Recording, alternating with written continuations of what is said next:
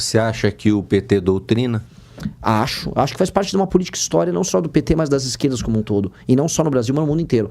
Bom, para pegar um exemplo americano, para a gente mostrar que isso não é privilégio só do PT. Nos Estados Unidos, havia basicamente um programa chamado USAID. USAID, eles chamam... É basicamente um programa de cuidado e ajuda que os Estados Unidos tinham. Eram bilhões que eram investidos em ONGs, supostas ONGs de direitos humanos, que financiavam desde causa trans em escolas até ONGs dessa natureza em outros países no mundo inteiro. Aqui no Brasil, eles financiavam entidades diversas. Então, há dinheiro gringo feito só para essa atividade de doutrinação. E muito dinheiro, estou falando de coisa de bilhões. O que você acha do Trump, a sua visão dele? Trump, a gente pode ter muitas críticas contra ele, mas ninguém pode negar que o Trump vem fazendo neste mandato aqui um mandato que tem muitas consequências para o mundo. Ele derrubou um regime ditatorial que havia na Venezuela, e não há outro nome, é um regime ditatorial. E agora, 2 meses depois da queda do regime do Maduro, ele derruba o Khamenei. E eu acho que isso... Khamenei, desculpa. Que eu acho que isso tem consequências geopolíticas enormes. Então, para quem falava que o governo do Trump é um governo mais do mesmo, por mais que você possa criticar, por exemplo, ele tarifou o Brasil, ele tratou o Brasil como qualquer coisa na relação conosco. O Brasil é um parceiro histórico dos Estados Unidos. E a gente tem que se dar o respeito acima de tudo. Mas dito isso, olhando o big picture, a fotografia dos Estados Unidos para o mundo, é um governo que está tendo consequências. E eu vi população, tanto na Venezuela quanto no Irã, comemorando a queda do regime. Então, do ponto de vista, vamos dizer, da garantia de direitos humanos para o mundo... Você acha que o Irã vai ter queda do regime? Eu acho possível. Se é provável, eu não sei, mas pela primeira vez é possível. O Irã, a relação do Irã com a população estava no seguinte termo: as pessoas faziam uma manifestação, o Irã passava com um carro por cima. Os manifestantes já estavam morrendo na casa das centenas. O Irã estava reprimindo com base nisso. Tomaram agora um monte de bomba na cabeça. Vamos ver se continua. A questão é, se o Irã não partir para repressão total contra a população, o regime cai. Só que se o Irã for para repressão total da população, vai tomar mais bomba na cabeça. Esse é o recado do Trump. Eu acho que alguém vai ter que ceder nesse jogo. Eu tendo a achar que o regime terá dificuldade de ficar de pé. Segundo turno aqui no Brasil sem Renan Santos. O Missão vai para que lado? Não há segundo turno sem Renan Santos. Não, vocês não vão colocar nessa parede. Eu vou trabalhar para o segundo turno. Não vou fazer as pessoas... C, né? C. Hã? C. C não existe. Mas tudo pode acontecer. Ele é o Cortez. Ele afunda o navio e vai... Você sabe a história do Império Inca? Do Império Azteca? O cara Cortez, teimoso, né? O Cortez fundou o navio e foi... Ou ele ganhava, né? A conquista do Império Azteca. A gente teve a manifestação do Nicolas no domingo. Do Nicolas e do Flávio. Exato. Não se esqueça. Eu queria sua opinião em relação a essa manifestação. Você mesmo já disse que vocês iniciaram esses movimentos nas ruas lá em 2013, 2014.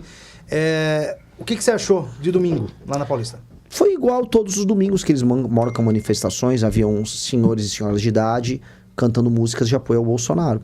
Era isso. O Flávio foi fazer o grande discurso dele. Ele disse que o Supremo é parte da democracia, que qualquer ministro do Supremo que eventualmente cometer alguma irregularidade tem que ser passível de alguma punição. Ele falou com todos os cuidados possíveis, comemorou que o pai dele deu Bolsa Família. Foi isso. Ele fez um palanque para discursar como um candidato sem graça. Eu não sei se alguém ali... Mas ele fez exatamente aquilo que o piloto de corrida faz na última volta em primeiro lugar. Ele não quer bater no guarda-reio, né? Essa sensação que tem, né? O problema é que o carro dele... A corrida está só começando e o carro dele tem problemas graves. Vou fazer uma profecia aqui, tá? Vocês verão nas próximas... Tá gravado, hein, gente? Pode botar. Vocês verão nas próximas semanas uma série de, vamos dizer, notícias em termos de justiça sobre Flávio Bolsonaro. Notícias pesadas sobre o envolvimento dele em eventuais escândalos. O jornalismo de bastidores lá em Brasília todo está comentando sobre isso. Contatos que nós temos também vão nessa linha. E... Dá um spoiler. Um spoiler. Teve agora uma prisão de um ex-presidente da Assembleia Legislativa do Rio de Janeiro, com envolvimento com o Comando Vermelho e com envolvimento com toda a banda podre da política do Rio de Janeiro. Esse cara era muito amigo do Flávio também. Teremos algumas novidades disso. Novidades do escândalo do INSS. Eventualmente novidades do escândalo do Banco Master. O Flávio Bolsonaro era um operador de negócios em Brasília. Não se esqueçam disso. O Flávio Bolsonaro era um dos grandes operadores de negócio em Brasília. Como muitos outros são. À esquerda e a direita. O Everson Rocha é da banda podre da esquerda, estava no escândalo do INSS, era um operador ali. Renan Calheiros é um operador do Centrão. O Flávio era um operador político da banda podre de direita. O ouvinte que está nos assistindo tem que entender. Não é porque a pessoa é de esquerda ou de direita que essa pessoa não comete crimes. A pessoa pode ter uma ideologia e cometer crime. É absolutamente normal. Na verdade é regra e não exceção. Exceção é você não cometer crime lá em Brasília. Então, essas coisas vão atingir ele. É um jogo que ele e o Lula vão ficar soltando torpedos um no outro, só que o Lula conta com uma máquina muito maior do que a dele. E eu acho bem complicado. Então estou colocando em primeira mão aqui na Jovem Pan de Sorocaba. Você falou que o Flávio no domingo teve dedos para falar em relação ao STF, aos ministros, enfim. Queria saber a sua opinião em relação ao Alexandre de Moraes, de modo geral. Alexandre de Moraes, ele se excedeu, ele tomou, vamos dizer, tomou a liderança do Supremo Tribunal Federal para fazer o enfrentamento ao Bolsonaro. Dizia ele que era em defesa da democracia. Na prática, ele cruzou uma série de linhas, atropelou não só o regimento, mas atropelou as funções do próprio STF, atropelou o executivo, atropelou o legislativo e vencendo o Bolsonaro, depois, especialmente do 8 de janeiro, ele acumulou poderes e se tornou uma figura anômala na democracia brasileira, a ponto da gente poder discutir a democracia de fato, hoje no Brasil. Outra coisa, ele cruzou linhas com esse inquérito. E agora, quando a gente descobre com o escândalo do Banco Master que a esposa dele tinha um contrato de 136 milhões, ele está numa condição absolutamente insustentável de manter essa liderança. E ele fica tentando manter essa liderança, fica dando canetada como se tivesse tudo normal. O Alexandre de Moraes, ele não tem condições morais e técnicas para se manter na posição dele. E o Senado, se fosse uma instituição séria, tinha que convocar ele. E ele tinha que sair dessa posição que ele está. Assim como o Dias Toffoli, que acho que está numa posição ainda pior. O Dias Toffoli está numa posição pior do Alexandre de Moraes, porque, basicamente, assim, é complicado o que eu vou falar aqui, mas o envolvimento dele cruzava relações financeiras, né? Era um parceiro de muitos anos da turma do Banco Master. Então a gente tem, assim, falando do Alexandre primeiro, mas depois do Dias Toffoli, a gente tem um STF que não tem condições morais de dialogar com a população brasileira. E que acumulou um poder que ele não tem, vamos dizer, meios de sustentar. A questão é, Lula, Flávio Bolsonaro tem condições de apontar o dedo para esses caras e, livres de escândalos, fazer o enfrentamento para colocar o STF no lugar dele e o Congresso no lugar dele?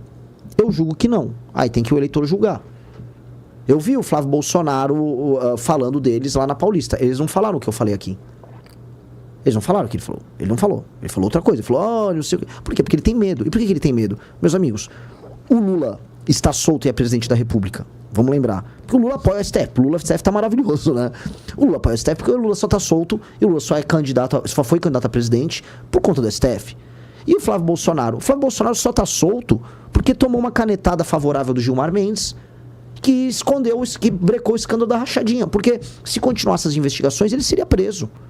É isso, esses dois aí são dos caras sem moral. Até antes, né, o Dias Toffoli, né, barrou as investigações dele lá em 2019, né, e aí começou a indicar gente pro governo, inclusive um monte petista, né, Cássio Nunes. Exato. O próprio Mendonça, né, então Augusto Aras, todos eles são petistas históricos. Lembrando, todos esses agentes que foram indicados pelo Bolsonaro, que passa pelo Senado, tiveram apoio da bancada do Senado do PT. Então, assim, é estranho uma indicação de direita ter apoio do PT, né, da esquerda, porque eles tinham envolvimento. E depois disso, inclusive, como, por exemplo, o Cássio Nunes, ele dá o voto favorável ao Lula, o próprio Bolsonaro fala que não ia intrometer e até o Eduardo Bolsonaro fala que foi bom para a direita, que unia a direita, né? Então, assim, em vez de achar aquilo absurdo, eles se manifestaram de maneira favorável.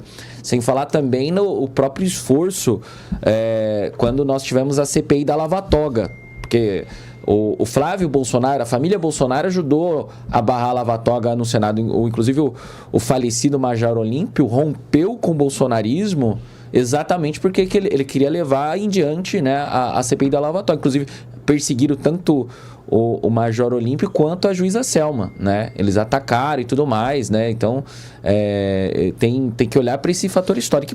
E posteriormente, inclusive recentemente, pelo elogio do Flávio Bolsonaro ao Zanin, que era o advogado do Lula indicado para o STF, a gente acredita que o Flávio Bolsonaro tenha votado no Zanin. Tem agenda aqui em Sorocaba hoje, é isso? Vamos rodar Sorocaba, vamos gravar vídeos, vamos falar de problemas, vamos falar de qualidades, vamos falar bem do modelo de Sorocaba em muitos outros termos também vamos falar de problemas de poluição do Rio, a favelização que está acontecendo, aumento de moradores de rua.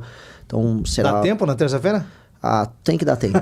Tem que dar. A gente vai... Vamos espremer o dia para dar tempo. Ó, tem mensagem chegando aqui, perguntas de ouvintes. Primeiro... Ainda vai comer a coxinha famosa do sofá. Com da certeza, a padaria real. Só faltou comer a costela, né?